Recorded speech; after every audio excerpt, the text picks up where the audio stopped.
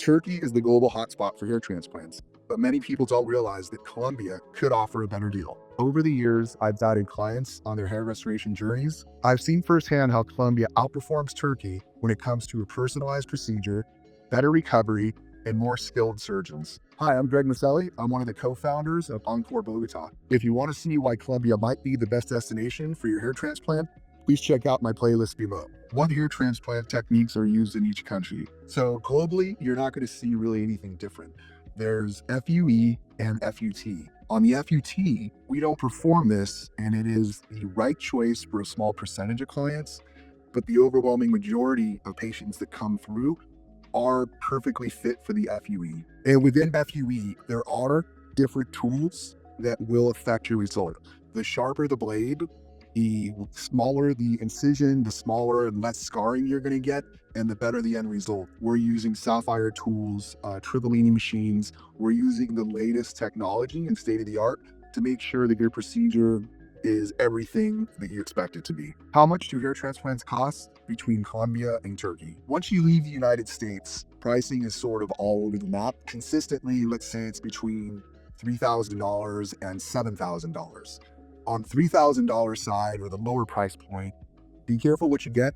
You're probably going to be in a clinic that's subpar. On the cheaper clinics, do you really want to skimp on a surgical procedure? When you're getting pricing, let's say in Turkey, you don't know if you're going to a hair mill that's doing 30 to 50 procedures a day. There's no personalization. Which country has the best surgeons and the best clinic? There's great surgeons in every country and great clinics in every country. You can look this up, ranking healthcare systems, and Colombia is the top-rated healthcare system in the Americas. The government is definitely involved in making sure that the standards are met. Some countries that you might have low pricing from, it's good to research how their healthcare systems rank, really results and befores and afters if you're doing tons of them. And then also, you want to be in a situation and in a country where you do have high standards in the healthcare industry. When you're in Turkey, you are more than likely, and I'm going to say 95% plus, to have your hair transplant actually done by a med tech or a med assistant. You might meet the surgeon or the doctor before the procedure. He might draw your hairline, he might shake your hand.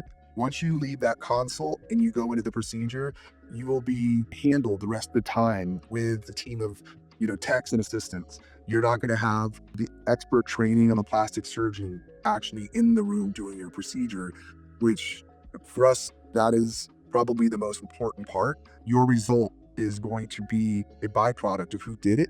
So you want to make sure that you have an expert performing your procedure. How does patient care and post-operation care differ from each country? With Encore, you're going to have luxury car service, 5-star accommodations, pretty much everything's included. All of our procedures are plastic surgeon led. You're going to have a real anesthesiologist in the procedure room the whole time, administering partial sedation. In Turkey, many of the clinics that you're going to see your Instagram stories or social media posts about, they're doing up to 50 patients per day. These are hair mills. There's not any personalization. Generally, you're communicating with the team on WhatsApp. With Encore and our team, you're going to have a virtual consultation. You're going to have direct contact and direct access to me and my team. Also, a huge thing is when you're coming to Encore in Bogotá, you're going to be dealing with a team that's American, that knows what the expectations, the fears, and really the questions that you're going to have coming down here. We're going to be able to answer them and you can be relevant to what you're looking to do. I know from experience with, a bunch of my friends that have traveled abroad, Turkey, for example, where once they left, there really was nothing in the sense of what do we do next? What's the steps in recovery?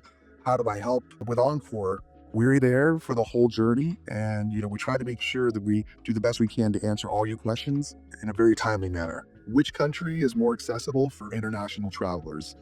Obviously, Colombia is within 3 to 6 hours of most major cities in the United States. Lots of direct flights. We're in the same time zone, so there's no jet lag. You're not going to have a 17 to 20 hour journey each way for a 4-day trip. Us being so close is a massive advantage, not only in your time, but also in your recovery, your comfort, and just your overall experience. For example, if you're looking or checking out Turkey, You can expect between, 13 to 22, 23 hours, with layovers. You're going to have, time zone and jet lag just smashing you. So you're going to go through a difficult procedure. You're going to be there for one night and then flying back on an airplane, with your head open for, again, 13 to 20 hours. The proximity and the comfort of being so close is one of the things that can't be overlooked. Is it safer to get a hair transplant in Colombia or Turkey? Again, the healthcare system in Colombia is far superior to the healthcare system in Turkey. Granted, hair transplants are a very low risk procedure and operation, but they're still an operation. So you want to make sure that if there's anything that could potentially go wrong, you put yourself in the best situation. Again, we always invite our clients to go and look at the healthcare, rating systems. Could be from, the World Health Organization. Colombia is, I think, 22nd, 23rd, where Turkey is in the 70s and 80s. Which country should you use for your hair transplant procedure? Colombia is, to me, it's an easy option and an easy choice. You're going to come here, you're going to have a country very, very close to the United States, a culture that's much more similar to what we see in the US, very friendly people, a vibrant culture. And again, you're going to get the highest quality care and the latest technology. Also, you're going to get the opportunity to work with a team that is American and that's going to, kind of be in step with you every bit of the way. But what we do see is there's definitely a bit of deception, on the Turkish side where everybody's going to get 5,000 hair grafts and, we're looking at their heads. They didn't get anywhere close to it. And then really it's the lack of personalization that I think is the biggest deterrent to doing a procedure in Turkey. Everything, you have to remember that this is a surgical procedure.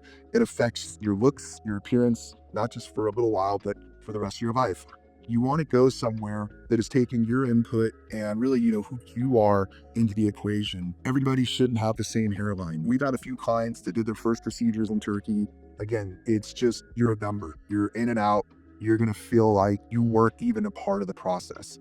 Here, we have a much different approach. We do a maximum of 3 procedures a day. We try to create an experience that you feel like you are not only, a part of, but in control of.